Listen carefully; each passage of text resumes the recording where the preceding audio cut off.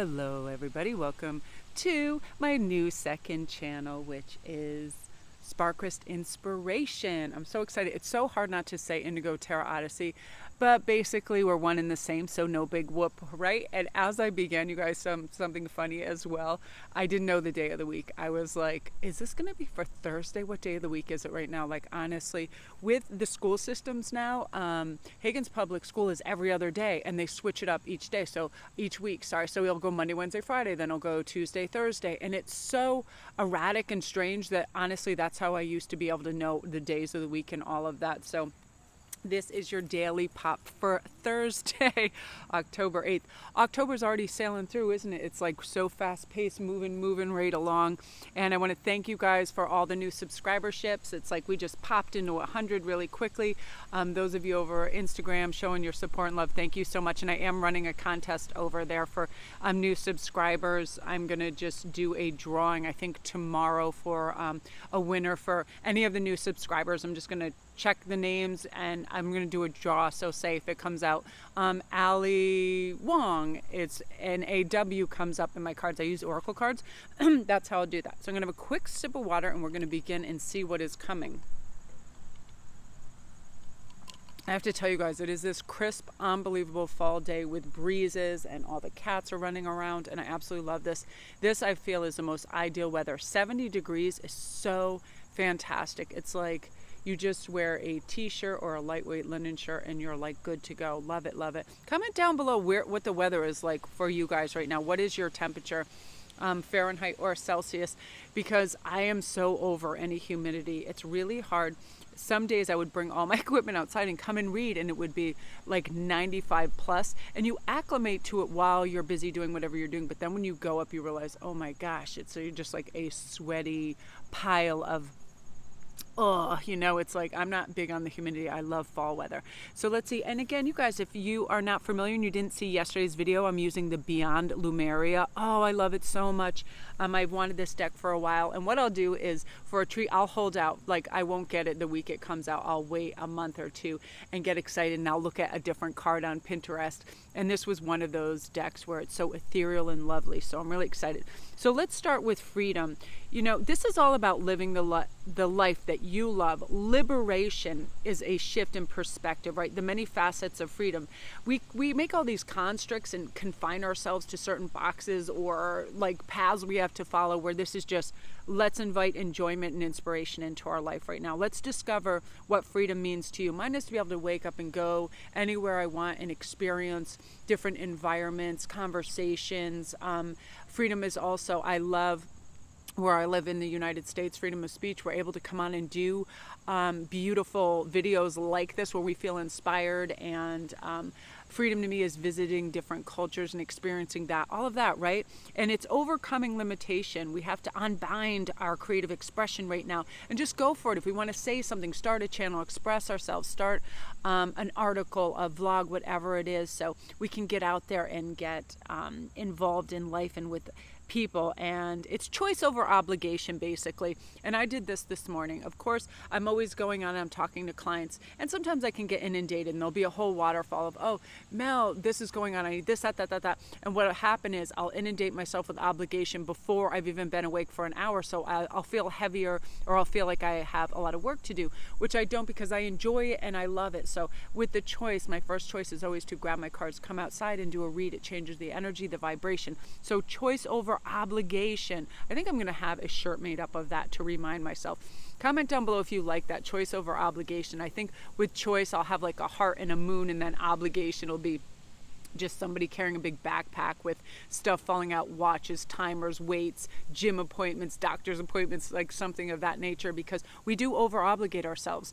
And oftentimes, once we start on that track, check, we keep going, and all day becomes obligation. So I'm going to answer that email.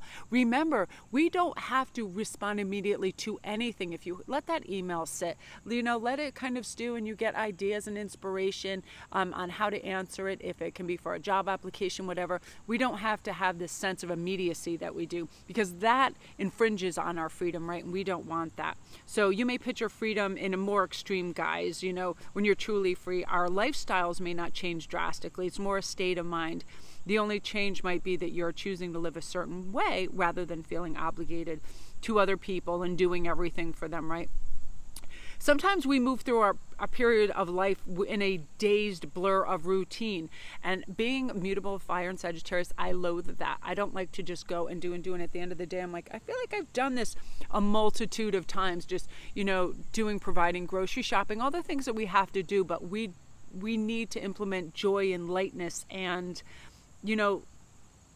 release any of that stuck or blocked energy that makes us feel uninspired. Like, I used to avoid the grocery store like anybody's business, and now I realized why. I used to always go with Ian, and basically he's the cook, so I was just following him around while he picked things out, and if I wanted certain snacks, whatever, I'd grab that. But it was like I was in there and I didn't have a purpose. I was just sort of like going along for the ride because I wasn't preparing any of these meals. But now when I go with either India or Hagen, it's fun because we're getting things that we want to prepare, and we take our time and we're discussing ingredients, and it's a good time. There's a purpose behind that.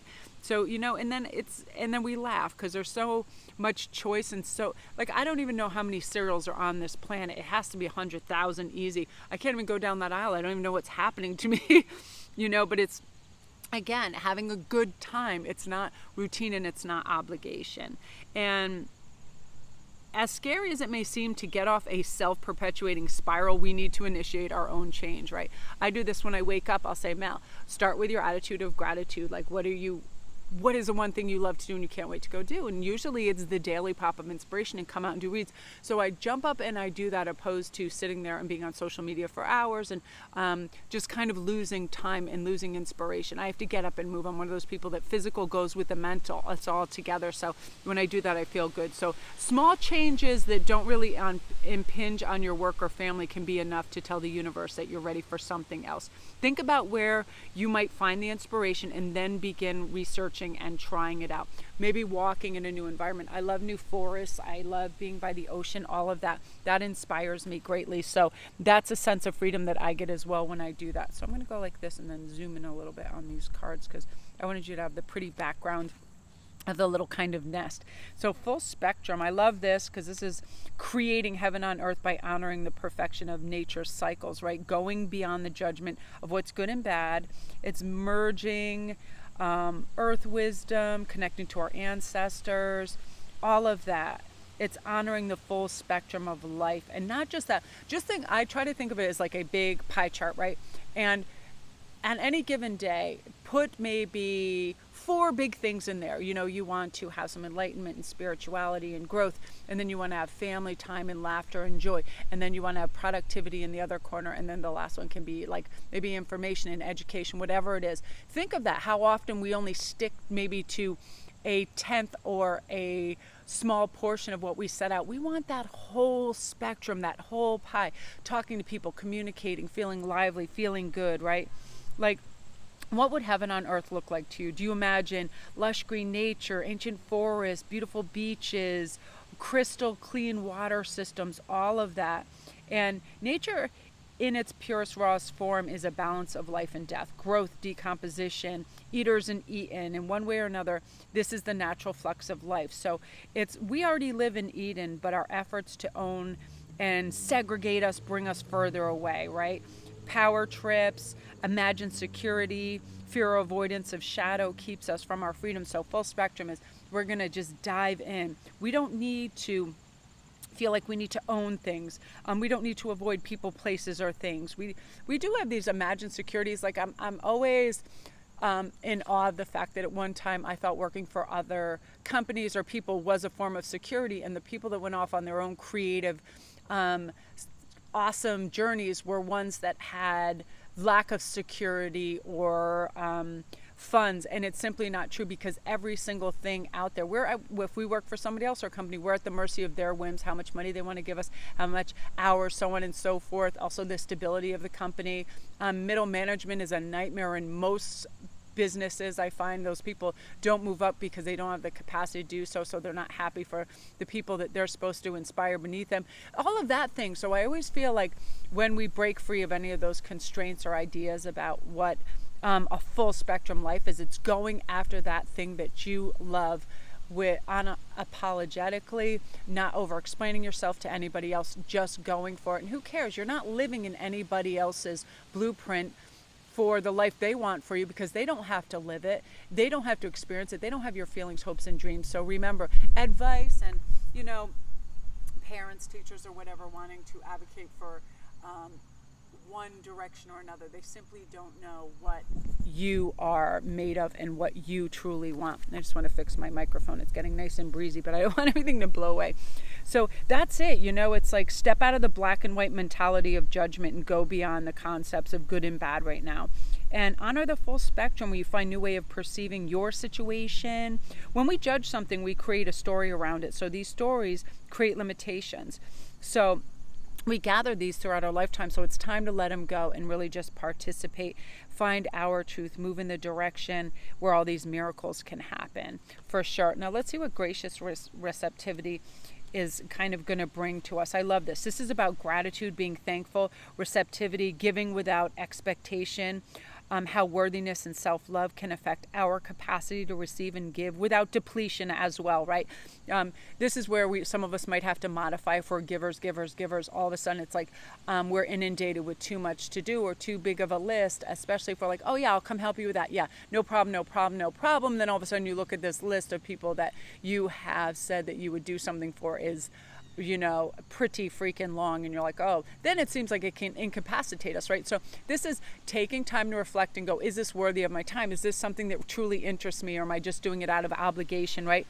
All of this, because now it's time to receive. When we shift our perspective from what we are lacking or needing or desiring, we temporarily replace the survival factor with the resonance of thriving when we acknowledge the miracle of our existence and really how far we've come despite all the challenges. It brings us that inner smile. Like gratitude can enliven the attitude of, I've got this, I can do this. And I'm always saying to myself, when I look at an agenda or something I have to complete, I'm fully capable of this. I've seen much harder. I've done much harder, so on and so forth. We simplify, right? And then we're receptive to new creative ideas. And one of the best tricks for bringing something into your life is to be already thankful for it as if it's already arrived, because this sets up the frequency of fullness and plenty rather than it's coming or something in the future that's going to bring us happiness. It's already here, right? We're so pre-programmed to be thinking of the past or jumping into the future with allocating the time for right now, the present, because nothing's ever wrong with the present moment. We simply experience it. We don't have time to judge or gauge it. When we're looking at a tree, we're just seeing all the colors, all the leaves, all the patterns, right? But maybe later, if we look back on that picture or image of the tree that we saw in our mind, we're critiquing it. It's very odd how we do that. So when we're plugged in the present moment, we're fully experiencing. Like, let me give you an example. Right now I'm outside, 70 degrees, breezy. I'm looking at a Japanese maple and some little fledgling, they look like pepper plants right in my neighbor's yard, and Moonbeams, who's just licking a random leaf because she's a nut job like she is. And I just feel like it's the perfect temperature out. I can smell like the freshly mowed grass, and I live close to the beach. I can smell the ocean. All of these little things. It's like right now I'm just experiencing them, and it's so peaceful, and it makes me more aware of everything, more sensitive to everything. Like I'm experiencing it again, like on the full spectrum, as opposed to just sitting here and daydreaming about, how am I going to pay that bill? How am I going to do that? Where am I going to the grocery store? All of those things that we pop ourselves out of our present moment awareness, and then we're not receptive because we're already problem solving and obligating ourselves. So this is all about just grounding right now, feeling that we have that perfect job. We're experiencing that love, that soulmate connection, all of that. And the next step is to give from our hearts without being asked or invited. When we emanate this field of like new consciousness, we can be free from expectation, knowing that we're all going to thrive together when everything flows. There is a system of giving and gifting, man. You know, Burning Man Festival is really a blueprint of this as well. Yes, others may take advantage, but if you drop the fear of this outcome, it'll quite likely that those of this frequency will fall away as well, right? The takers. Because a lot of givers attract takers, obviously, but when we're on the frequency of identifying that, they really do. So receptivity is a critical factor in the art of giving. Those who struggle to feel they have the resources to give may also have trouble receiving, right? You know, that lack of generosity. Oh, I would love to tip this person. However, I won't have it later for A, B, and C. So we feel like we already lack mentality. If it's the other way around, well, oh, this person had great service. I'm going to give them a really great tip because I know this will be replaced. And it does, and it happens. We expect it, we feel it. And that reciprocity back from the universe and generosity of abundance is a constant flow. So we're going to really, really feel that. I really love that. So this just asks us to consider our relationship with gratitude, how comfortable we feel receiving, and what love you really have to give. Are there themes that allow you this kind of joy without limitations, right? It's or expectation as well. Just expecting and acting as if it's already here. That's one of those things where we just feel it. We feel fulfilled. We feel good. Oftentimes, artwork does that for me. It's a strange sort of thing. That's why I think I have so many oracle decks that really speak to me and are beautiful. An image will do that. Like this particular image makes me so excited because it reminds me, oh yay, I've been making fun earrings and things with little fairy wings, and I'm excited to do that later, and I already have the resources to do that.